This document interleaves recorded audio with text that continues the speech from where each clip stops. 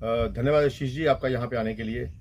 आज की जो प्रेस कॉन्फ्रेंस हमने बुलाई है, इसका मुख्य मुद्दा है ब्लॉक दिवस के लिए कि आज ब्लॉक दिवस था बसोली में, जवाहर नवोदय विद्यालय में, जहाँ पे माननीय डीसी कठुआ श्री राकेश महानाथ जी आए हुए थे और उनके साथ जो पंचायत के प्रतिनिधि थे वो भी आए हुए थे।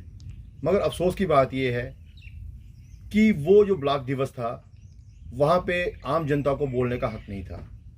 जैसे ही मैं अपनी बात करूं, जैसे ही मुझे वहाँ पे स्टेज पे बुलाया गया, मेरा नाम बोला गया और जैसे ही मैं स्टेज पे जाता हूं, वहाँ पे ना जाने क्यों डीडीसी जो हमारे चेयरमैन है, डीडीसी चेयरमैन कठुआ, वो 1 मिनट में आग बबूला हो गए और कहने लगे कि आप सिर्फ पीआरआई जो भी पंचायत प्रतिनिधि हैं उनसे बुलवाइए और किसी से नहीं बुलाइए। मुझे आप एक बात बताइए, मैं मीडिया के माध्यम से ये पूछना चाहता हूँ कि जो पंचायत के प्रतिनिधि हैं, क्या वो अपनी कमियाँ बताएंगे? क्या वो बताएंगे कि उनकी क्या कमियां हैं? अगर कमियां कोई बता सकता है तो आम जनमानुस, आम जनता जो बता सकता है कि हमारी प्रॉब्लम क्या है। बसोली के बहुत ही बुद्धिजीवी जैसे कि श्रीपादा जी और भी बड़े बड़े लोग यहाँ पे आए हुए थे इस प्रोग्राम में अपनी बातें रखने के लिए, अपने सुझाव देने के लिए और डीसी साहब को ये बताने के लिए कि हमारे बसोली की क्या प्रॉब्लम्स हैं।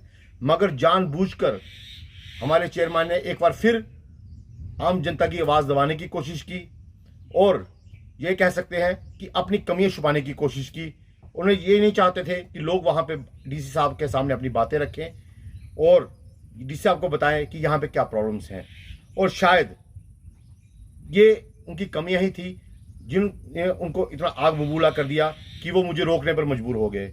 और मैं धन्यवाद करना चाहूँगा बसोली एडमिनिस्ट्रेशन का, हमारे एडीसी श्री अजीत सिंह जी का, तहसीलदार बसोली श्री अमनानंद जी का, जिन्होंने हमारा नाम सजेस्ट किया वहाँ पे बोलने के लिए, अपने लोगों की बात रखने के लिए, बसोली की प्रॉब्लम बताने के लिए। और सबसे बड़ा धन्यवाद मैं डीसी कठुआ श्री राकेश महानाथ जी का करना चाहूँगा, जिन्होंने मुझे वहाँ पे बोलने का मौका दिया और इतना कुछ होने के बावजूद उन्होंने कहा कि आप अपनी बात रखिए। और आखिर में जब उन्होंने अपना भाषण दिया तो उनका भाषण सुन के हमें बहुत खुशी हुई कि उन्होंने हमारी बातें बड़े ध्यान से सुनी थी और आखिर में उन्होंने उन्हीं बातों पर अमल करते हुए उनका सॉल्यूशन किया और हमें आश्वासन दिया कि जल्दी से जल्दी ये कार्य होंगे।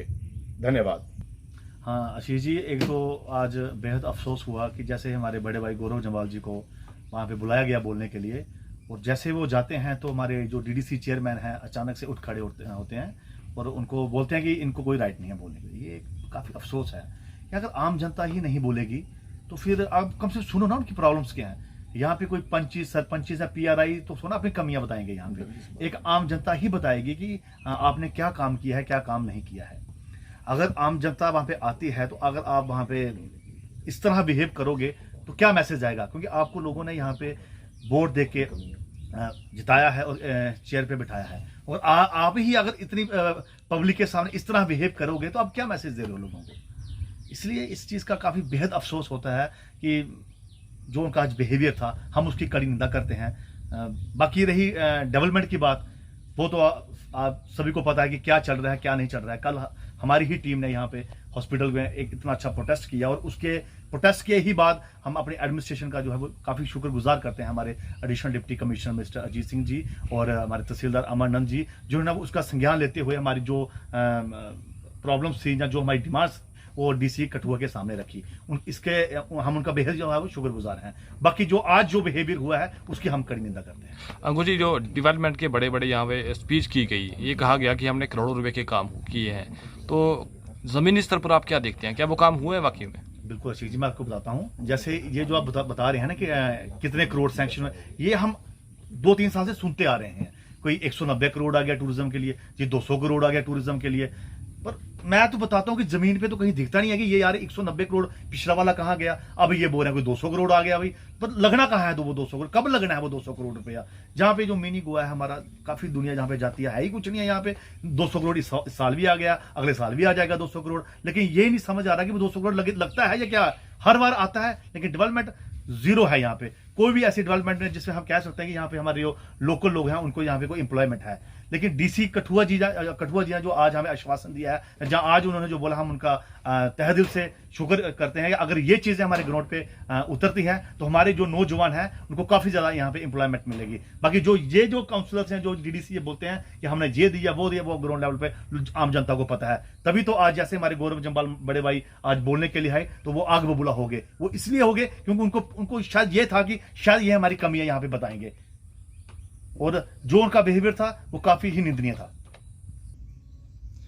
जी आशीष जी, धन्यवाद। जैसा कि आप जानते हैं, आज एक ब्लॉक दिवस हुआ हमारे बसोली ब्लॉक में, तो वहाँ पे काफ़ी सारी चीज़ें हुई। जैसे हम सभी ने देखा कि हमारे युवा हैं गौरव जम्वाल जी, इनको रोका गया बोलने के लिए। हम बोलना तो हमने भी था, हम भी अपने घर से तैयारी करके गए थे। हमने भी बहुत सारी चीज़ें लिखी थी, अपने पंचायत के मुद्दे, अपने पहाड़ी इलाकों के मुद्दे, हम अपने गांव के मुद्दे, क्योंकि हमारे ब्लॉक में सिर्फ 1-2 पंचायतें नहीं हैं, तकरीबन 8 पंचायतें हैं हमारे ब्लॉक में, बसोली में, और कम से कम 8 प्रतिनिधि वहाँ पे होने चाहिए। क्योंकि जो महान सिंह जी जो हमारे कर्नल डीडीसी हैं, उन्होंने बोला कि यहाँ पे सिर्फ पंचायत प्रतिनिधियों को ही बोले दिया जाना चाहिए, आम जनता के लिए ये ब्लॉक दिवस नहीं है। उनको इस चीज़ का जवाब देना चाहिए। मैं आपको एक चीज़ बता दूं कि अभी कुछ दिन पहले एक वीडियो आई थी हॉस्पिटल से, किसी का बच्चा बीमार है, वो हॉस्पिटल में गया था और वो परेशान था। अगर वो परेशानी में होकर के उसने हॉस्पिटल के खिलाफ बोला है, और अगर उसने प्रोटेस्ट के लिए आगे उसकी आवाज़ को सुनते हुए युवाओं ने अगर प्रोटेस्ट किया, उसका साथ दिया है, तो इसमें क्या गलत कर दिया? इससे तो लोगों को ही बेनिफिट होगा ना। अगर वहाँ पे स्टाफ आएगा हॉस्पिटल में, अगर डॉक्टर आएंगे तो लोगों के लिए, लोगों की फैसिलिटी के लिए आएंगे। लेकिन वहाँ पे मंच से हमारे डीडीसी चेयरमैन और डीडीसी महानपुर जो बोलते हैं कि इन्होंने अगर लड़कों ने, अगर युवाओं ने अगर वहाँ पे खड़े होकर प्रोटेस्ट किया है तो ये गलत किया है। अगर ये गलत किया है तो मैं आपके माध्यम से लोगों से पूछना चाहता हूँ कि अगर ये चीज़ प्रोटेस्ट नहीं करते तो क्या लोगों की परेशानियाँ दूर होती? क्या लोगों को डॉक्टर मिलते? अगर ये प्रोटेस्ट नहीं करते तो क्या लोगों के जो बच्चे बीमार हो रहे हैं, जो आज आपको पता है इस टाइम पे बरसात का मौसम है, पानी के बदलाव की वजह से इतनी बीमारियाँ चल रही हैं, कोई भी बच्चों का स्पेशलिस्ट नहीं है, कोई भी लेडीज़ का डॉक्टर नहीं है। ये परेशानियां वही लोग समझ सकते हैं जो हॉस्पिटल के चक्कर लगाते हैं, जो लोग वहाँ पे जाते हैं परेशान होकर के।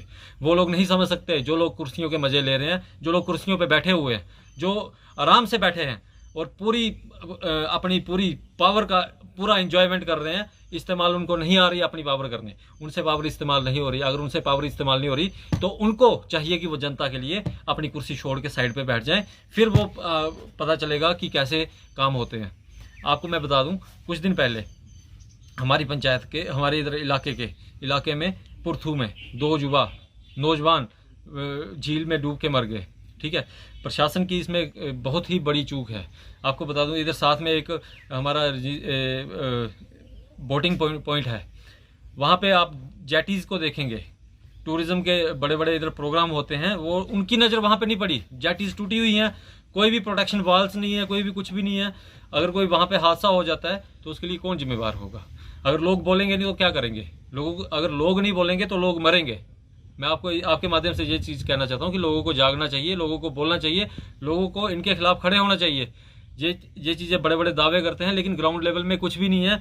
जेजेएम के लिए जिन्होंने जल जीवन मिशन, जल बीमारी मिशन बना के रखा हुआ है। इतना गंदा पानी आ रहा है नलकों में जिसकी आप बात ही मत पूछिए। आप एक बार गांव के चक्कर लगाइए, पूरा मिट्टी से भरे हुए पाइपें आ रही हैं, पूरा कोई भी पानी का कोई बेसिक सुविधा नहीं है।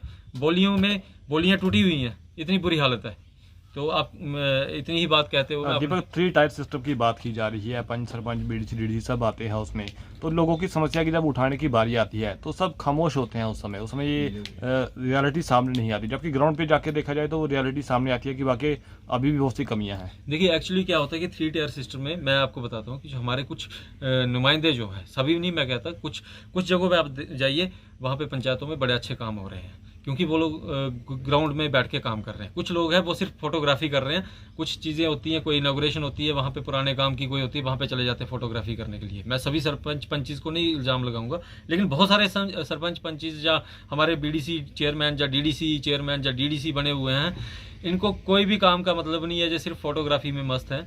कहीं पे चले गए, वहाँ पे फोटोग्राफी कर ली, कहीं पे चले गए। इन्होंने तो अब नया तरीका अपना लिया हो, जो तो मेरे ख्याल से कंची भी जेब में पॉकेट में लेके घूमते हैं। कहीं पे किसी ने बेचारे ने मकान का काम भी लगाया होगा, वहाँ पे भी रिबन लेके खड़े हो जाएंगे। इनके लिए जो है रिबन कटाना एक फैशन है और कुछ नहीं है। 3 टियर सिस्टम मैं आपको बताऊं, 3 टियर सिस्टम जो होता है वो ग्राउंड लेवल पे आता है। मेरा वार्ड नंबर 2 है, मेरी पंचायत समान है। मेरे वार्ड नंबर 2 में मेरे मोहल्ले में एक भी रुपए का काम नहीं हुआ, जबकि करोड़ों के वहाँ पे पैसे लगे हुए हैं। अगर आप हिसाब देखेंगे पिछले 5-6 साल का, तो एक भी पैसा जो है वो मेरे वार्ड में नहीं लगा है। 3 टियर सिस्टम हम क्या कहेंगे, फेल है वो तो टोटल फेल है। आखिर में आशीष जी मैं सिर्फ इतना ही कहना चाहूँगा कि माननीय डीसी महोदय का बहुत बहुत धन्यवाद कि उन्होंने हमारी बात सुनी, और जब आखिर में वो जा रहे थे तो हमने उनसे मिलने का समय भी मांगा कि हम उनसे आके कठुआ में मिले। बहुत अच्छा लगा हमें उनसे मिलके। उन्होंने हमें आश्वासन दिया कि आप आए, हमसे मिले, और आखिर में हमने माननीय एडीसी जी को द्वारा मिलकर उनसे बात रखी कि बसोली में फायर एंड इमरजेंसी की एक गाड़ी चाहिए, कि बसोली में कभी भी कोई हादसा हो सकता है। बसोली, महानपुर और बनी को मिलाकर एक गाड़ी बसोली में दे दी जाए, कि इन इलाकों में कहीं भी कोई अगर हादसा गांव में होता है तो वहां पे हम फायर ब्रिगेड गाड़ी, और उन्होंने हमें आश्वासन दिया है कि जल्दी ही बसोली में एक फायर एंड इमरजेंसी की एक गाड़ी दी जाएगी। इसलिए मैं इस वीडियो के माध्यम से माननीय डीसी महोदय जी का धन्यवाद करना चाहता हूं, और हमारी बसोली एडमिनिस्ट्रेशन का भी धन्यवाद करना चाहता हूं। धन्यवाद।